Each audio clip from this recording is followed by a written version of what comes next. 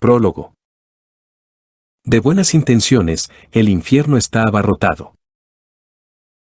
Dejándose llevar por su mala cabeza, el señor Xavier Sala y Martín, profesor de economía en la Columbia University de Nueva York, a quien probablemente ustedes habrán visto alguna vez por la tele vestido con americanas chillonas y corbatas con grandes dibujos, insistió en que en el título de este libro apareciera la palabra liberal.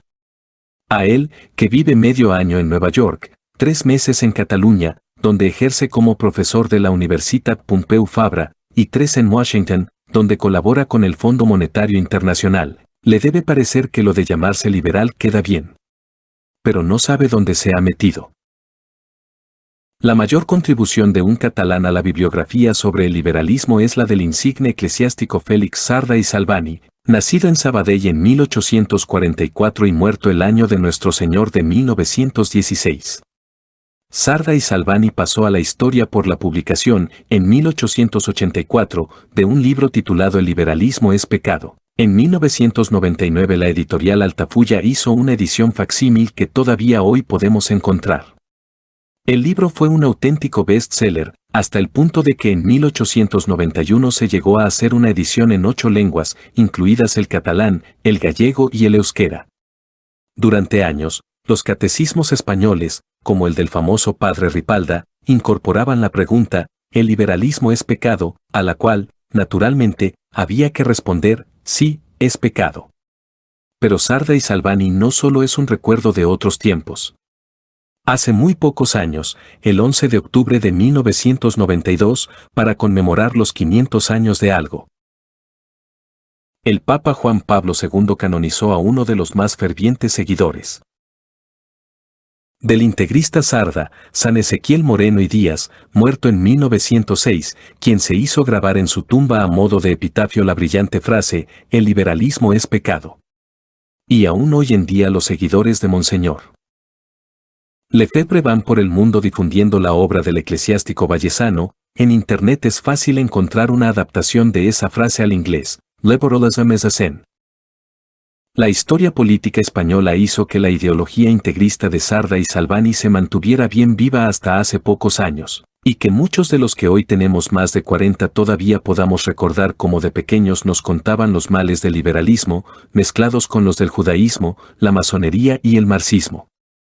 Curiosamente, aquellos a quienes se intentó inculcar el falangismo terminamos leyendo las obras completas de Marx, Engels, Lenin y Mao o, a menudo, adaptaciones como la de Martha Arnecker, que no diferían mucho, en cuanto al tono, del catecismo del padre Ripalda. Y así nos fueron las cosas. Una vez más nos contaron que el liberalismo era pecado. Aunque resulte difícil de creer, Engels, en su estudio sobre la situación de la clase trabajadora en Inglaterra, también utiliza el término pecado. Y así fuimos pasando de un integrismo a otro, pero manteniendo siempre la idea de que el liberalismo es pecado. Pecado contra la religión, pecado contra la historia, pecado contra los trabajadores, pecado contra los pobres. Sabiendo que era pecado, pero sin saber muy bien qué significaba eso del liberalismo. Como decía Unamuno en una carta abierta a Ángel Ganivet, publicada en El Defensor de Granada en 1898, la constante cantinela de que el liberalismo es pecado, sin que logremos llegar a saber qué es eso del liberalismo. Y aún nos hallamos en el mismo punto. Todavía hoy una mayoría de nuestra sociedad y la práctica totalidad de nuestros intelectuales, periodistas y otros creadores de opinión sostienen que eso del liberalismo no es más que una trampa de los ricos para ahogar a los pobres. Normalmente utilizan el término neoliberalismo y tienen por costumbre acompañarlo del adjetivo salvaje. Huelga decir que el liberalismo salvaje es el culpable de todos nuestros males, es el culpable de que en el mundo haya pobres, de que el planeta se caliente, de que nuestras calles no sean lo bastante seguras o de que las vacas se vuelvan locas. Todo esto, y mucho más, es culpa del neoliberalismo salvaje con la ayuda inestimable del pensamiento único, la globalización y, según me dijeron el otro día, el patrón mundial del consumo. Ya me explicarán ustedes por qué demonios uno de nuestros mejores economistas, La máxima autoridad mundial en crecimiento económico y un señor respetado en los foros financieros internacionales quiere colgarse la etiqueta de liberal en un país donde, de pequeños, todos sabíamos que el liberalismo es pecado y ahora que se supone que nos hemos hecho mayores ya hemos aprendido que la culpa es del neoliberalismo salvaje. Posiblemente encontremos una explicación fácil, lo hace para provocar, para llamar la atención. Por el mismo motivo que se viste con americanas chillonas o que utiliza el guión corto para escribir su nombre cuando está en Estados Unidos, Sala y Martín, no vaya a hacer que los yanquis no se den cuenta de que él es catalán. Es una explicación fácil, pero no termina de encajar con el personaje. Y es que Sala y Martin, además de usar el guión corto en su nombre y vestir americanas llamativas, trabaja como un condenado. No es un comediante a quien le gusta llamar la atención, es un profesor de economía de los buenos, de los que se pasa horas y horas leyendo, investigando, dirigiendo, escribiendo, viajando, analizando, pensando. Hace tiempo que lo conozco y que lo trato con cierta asiduidad, y jamás le he oído pronunciar una opinión gratuita. Y todavía más importante, a menudo le he oído decir que no sabe nada de nada sobre una cuestión determinada. No es cierto. Normalmente sabe más sobre ella que todos los entendidos que se pasan la vida pontificando sobre el bien y el mal. Pero para él no basta, prefiere no opinar si no sabe mucho de una cuestión. Si no la ha estudiado a fondo y no ha conseguido hacerse su propia opinión personal. Una opinión que, además, se puede explicar de un modo claro. Esta es otra de las grandes virtudes del personaje, saber explicarse. Cuando habla se le entiende, incluso cuando habla de economía, que suele ser casi siempre. Como los sabios de verdad, sabe que las explicaciones demasiado complicadas suelen ser el refugio de los mediocres. Sabe que cuando una idea es lo suficientemente clara siempre puede ser expuesta de una forma comprensible. Y también sabe que una parte de su trabajo consiste en conseguir que le entiendan. Que le entiendan los estudiantes y los colegas, pero también la gente normal, aquellos que no dominan las técnicas econométricas ni el vocabulario especializado y que, por ello, son más difíciles de engañar. Retomemos nuevamente la cuestión. Si el profesor Sala y Martín escribe un libro como el que tienen en las manos, donde expone de forma clara y rigurosa el funcionamiento de la economía de nuestros tiempos, y su voluntad no es, simplemente, provocar, ¿por qué lo titula Economía Liberal para no economistas y no liberales? Pues porque se lo cree. Porque, después de estudiar durante muchos años, ha llegado a la conclusión de que la mejor aproximación a la economía es la que han hecho los liberales, porque cree que el mundo será mejor si avanza la libertad económica. Y, en el fondo, es por ello por lo que se toma la molestia de escribir un libro como este.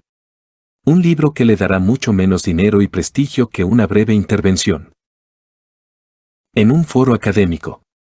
Lo escribe porque quiere que su país, el nuestro, sea mejor. Y porque está firmemente convencido de que el mundo será mejor si la libertad económica es mayor. No solo se lo cree, sino que es capaz de argumentarlo de modo entendedor y por eso escribe este libro. Para explicárnoslo e intentar convencernos. Intenta convencernos de que, el gobierno tiene unas obligaciones y de que debe jugar un papel fundamental. Ahora bien, más allá de dichas obligaciones, el gobierno ha de limitar su acción y dejar que la gente actúe con libertad tanto en el ámbito económico como en los distintos ámbitos sociales. Ni en la cartera, ni en la bragueta. Ya me estoy imaginando los sarcasmos. Ahora incluso resultará que el señor Sala y Martín es un buen samaritano que lo que quiere es arreglar el mundo. Ya solo faltaba eso. ¿Cómo nos podemos creer que quiera arreglar el mundo un señor que dice que quiere pagar pocos impuestos, que dice que la globalización es buena, que dice que el problema del tercer mundo no es la maldad del primer mundo y que quiere que los comercios abran los domingos? ¿Cómo puede ser buena una persona que se atreve a proclamarse liberal? La respuesta la da el propio Sala y Martín. Soy liberal precisamente porque me interesa eliminar la pobreza del tercer mundo. O citando al eminente economista americano Paul Krugman, quien afirma que el espíritu mercantil y el afán de lucro han hecho más para un gran número de gente pobre que toda la ayuda humanitaria y todos los créditos blandos concedidos por todos los gobiernos y todas las ONG del mundo a la vez. Sala y Martín cree que el trabajo del economista es un trabajo serio que, como el de cualquier otro profesional, le gusta comparar a los economistas con los médicos, no se debe medir por las intenciones, sino por los resultados. La pregunta realmente importante no es quién es más bueno o más solidario, sino cuáles son las políticas económicas que acabarán consiguiendo que los países pobres dejen de serlo, dice. Permítanme expresarlo a mi manera, o a la manera de nuestras abuelas, de buenas intenciones, el infierno está abarrotado. En las páginas que siguen, el profesor Sala y Martín nos explica que la libertad económica es el gran motor del progreso humano. Y lo hace no desde las intenciones o la ideología, sino desde los datos, desde la historia. Datos que son, al fin y al cabo, los que nos deberían permitir decidir hacia dónde nos movemos. Si queremos más Estado o más mercado, si queremos más globalización o más proteccionismo. Y es en ese terreno, el de los datos y las experiencias históricas contrastables, donde deberíamos ser capaces, todos, de hablar de economía. Este libro que tienen en sus manos es una buena ayuda. Permite entender los mecanismos básicos de funcionamiento de la economía real, la del mercado, permite ver cuál es el papel del Estado en la economía y permite discutir de casi todo, de impuestos y de globalización, de horarios comerciales y de progreso tecnológico, pero también de vacunas, de prostitución o de fútbol. Aprovechen ustedes el libro. Discutamos, de manera sensata, con datos fiables y argumentos contrastados, en la mejor tradición liberal. De eso se trata. Joan Oliver.